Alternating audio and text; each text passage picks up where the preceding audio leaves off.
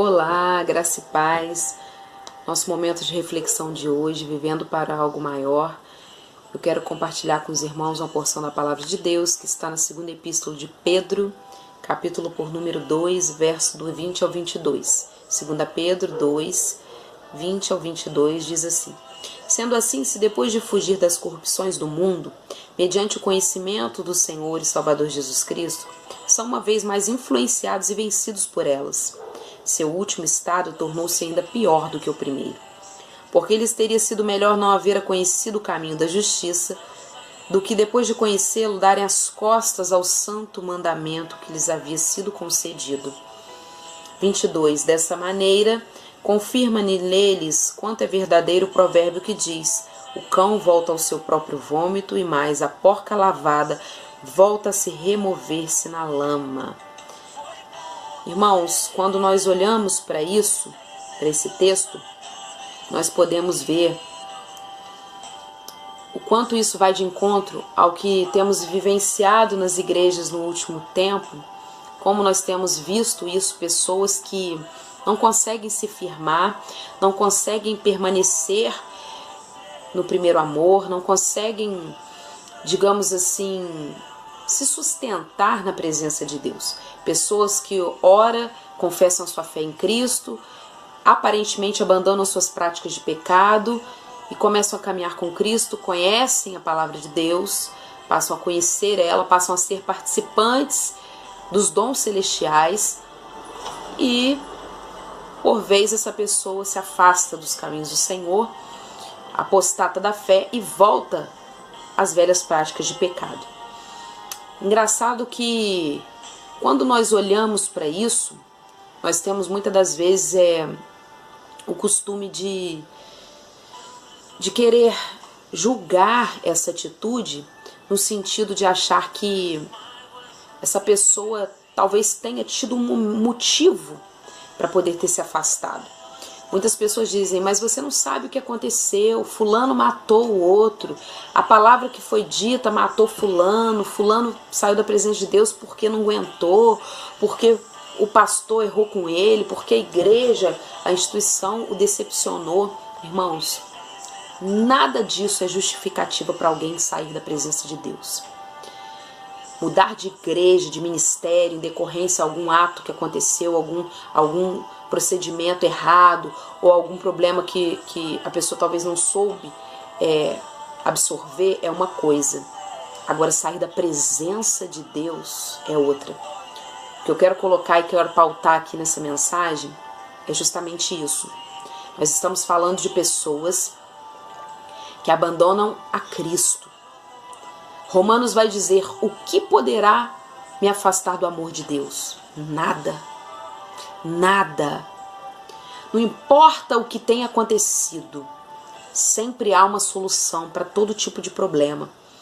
Eu passei por problemas durante o meu ministério que feriram a minha família, coisas que aconteceram que eu poderia usar isso como desculpa de sair da presença de Deus. Jamais.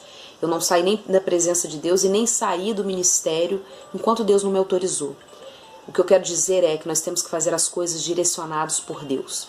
Uma vez que eu entendo que a minha fé está em Cristo e não no homem, que eu depositei a minha confiança no Senhor e não no homem, eu passo a entender que aconteça o que acontecer, eu não saio da presença de Deus, porque a cruz está em mim. O preço que foi pago foi alto demais. Para qualquer motivo, para qualquer coisa, circunstância, eu saí da presença de Deus. Nós estamos falando aqui de uma classe de pessoas que cochilam em dois pensamentos, pessoas que uma hora estão na presença de Deus e vivem oscilando, e outra hora estão no mundo novamente.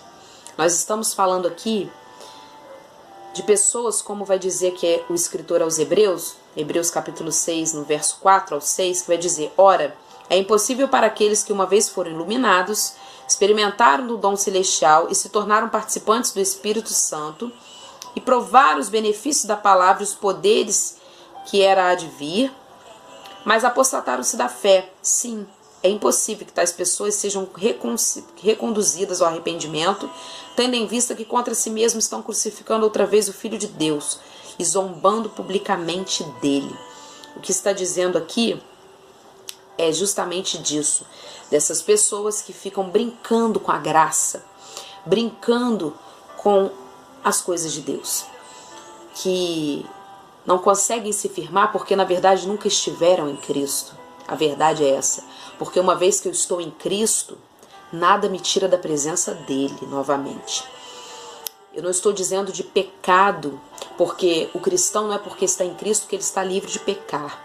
Mas entendam uma coisa, existe o pecado que é por acidente, é esse pecado que deve ser, porque não conseguimos evitá-lo, na grande maioria das vezes, porque se pudermos evitar, é bom que se evite, é por isso que nós temos que vigiar. Mas quando eu falo de pecado, para o cristão tem que ser um pecado que é por acidente. É um pecado que automaticamente, quando ele é cometido, ele já traz ao arrependimento e queremos novamente sermos reconciliados com Cristo. Eu não estou falando de pecado recorrente, porque existe o pecado que é por acidente, porque nós somos fadados ao erro, porque somos pecadores, tá? Nós temos a essência adâmica intrínseca em nós e por isso nós pecamos, porque somos nascidos do pecado e é por isso que nós lutamos todos os dias, constantemente, é uma luta contra a carne e o espírito. Justamente porque nós queremos alcançar a salvação em Cristo. E é por meio da fé, é por meio da graça, é fugindo do pecado, da aparência do mal, é santificando a nossa vida que nós conseguimos alcançar isso. Mas a luta é constante, a batalha é travada, porque a nossa carne ela pede pelo pecado. Mas o que eu estou falando aqui são de pecados recorrentes, pessoas que estão sempre pecando, pecados que viram iniquidade, porque são pecados praticados voluntariamente. A pessoa sabe que é pecado e ainda assim comete. É desse pecado que eu estou falando. Eu estou falando de pessoas que provaram uma vez a fé em Cristo, provaram dos dons espirituais, são participantes da graça redentora de Cristo, mas do nada se apostatam e voltam à prática de outrora. E o interessante é que nós vemos hoje uma geração que tem feito isso constantemente, tem constantemente levado o nome do Senhor Jesus ao vitupério. E o que é isso? Vitupério é o gesto de ofender a dignidade e a honra de alguém. Toda vez que nós pecamos dessa forma, nós estamos ferindo a Cristo, nós estamos levando Cristo ao vitupério novamente, ou seja, crucificando Cristo novamente. E é por isso que eu volto a dizer que quando nós pecamos recorrentemente, quando nós nos apostatamos da fé e voltamos à prática do mundo, nós abandonamos a fé em Cristo, é porque nós nunca estivemos nele. Porque é impossível, irmãos, nós estarmos enxertados nele, na rocha eterna, na videira, e um dia nós apostatarmos. O pecado do cristão é um pecado que quando ele comete, automaticamente ele se arrepende, ele já quer novamente ter a comunhão de volta com Cristo, porque não conseguimos viver fora de Cristo. Não há vida para nós fora da presença de Deus. Eu estou falando aqui para uma classe que abandona a Cristo, abandona a presença de Deus e não muda de igreja ou de ministério. Estou falando de pessoas que passam a voltar a viver a vida que tinham antes, no pecado, no mundo. E o Senhor Jesus sendo envergonhado, sendo levado ao vitupério, exposto à vergonha por essas pessoas. Meu Deus. E o que mais me choca, é ver as mensagens que têm saído dos nossos púlpitos hoje em dia. Porque são mensagens triunfalistas, mensagens de prosperidade, mensagens que afagam o ego das pessoas, porque as pessoas, na verdade, estão acostumadas a enxergar com os olhos da alma. E quando nós vemos com os olhos da alma, nós só vemos aquilo que nós queremos ver, somente as nossas necessidades. E os olhos da alma só conseguem ver aquilo que alimenta a minha carne, e não necessariamente aquilo que eu preciso de fato. Então, quando nós vemos pessoas que têm a capacidade de assimilar, de absorver somente passagens, mensagens triunfalistas como o gigante vai cair, a tua vitória está chegando, a glória da casa é maior do que a primeira, o teu inimigo vai ter que ver a tua vitória, e por aí vai, nós vemos que essas pessoas não estão verdadeiramente libertas em Cristo, não estão alcançando de Deus o verdadeiro arrependimento pelos seus pecados, alcançando de Deus o perdão para esses pecados. Logo, essas pessoas não têm firmeza alguma, não têm estabilidade nenhuma. Por quê? Porque estão vivendo momentaneamente. E o momento, nós já sabemos que ele é transitório, ele passa. Para nós permanecermos em Cristo, é necessário que nós sejamos confrontados pela sua palavra, confrontados pela verdade do reino de Deus, que vai muito além do que mensagens triunfalistas. Vai confrontar o homem com o seu pecado, com o seu erro, para que haja mudança de vida, porque o evangelho é a transformação de vida. E quando nós vemos pessoas que têm dificuldade de assimilar e absorver essas palavras, e por isso essas pessoas não conseguem se firmar, tudo que elas ficam oscilando, elas não conseguem entender porque não conseguem vivenciar na sua totalidade o que é o reino de Deus, não conseguem enxergar com os olhos da fé, com os olhos espirituais, assim, somente com a janela da alma, com os olhos da alma. Então nós percebemos o porquê que essas pessoas são tão inconstantes, porquê que essas pessoas são como ventos, que vêm e vão. E sabe por que tem muita gente que não consegue se manter firme? Exatamente por isso. Nada na vida dela dá certo, tá? Nenhum relacionamento dá certo, nada do que ela faz vai pra frente ou dá certo. Todo mundo sempre tá errado, ela sempre tá certa, ela sempre tem uma justificativa, tá? Mediante a sua oscilação, a sua inconstância. Isso é evidência clara de que tal pessoa nunca verdadeiramente esteve em Cristo. Porque quando nós estamos em Cristo, mesmo que nós erramos, nós reconhecemos o nosso erro e nós queremos melhorar. Agora há pessoas que insistem em viver uma vida ao seu bel prazer, à sua maneira, achando que estão agradando a Cristo, mas quando na verdade não estão. E eu muito me preocupo, porque ao invés de ter sido levado uma palavra que liberta, uma palavra que verdadeiramente transforma, pois bem sabemos que quem promove essa ação de arrependimento em nós é o Espírito Santo, que convence do pecado, da justiça e do juízo, mas através dos ministros do altar, que são boca de Deus, essa palavra tem que ser confrontada nos nossos corações. E tudo que nós vemos são palavras hoje de efeito, para elevar o ego das pessoas, e não traz às pessoas um verdadeiro arrependimento, uma mudança de vida. E é por isso que essas pessoas não conseguem firmar, ficar de pé, firmes, sempre estão oscilando, sempre estão inventando desculpas e justificativas para abandonar, para justificar o abandono da sua fé em Cristo.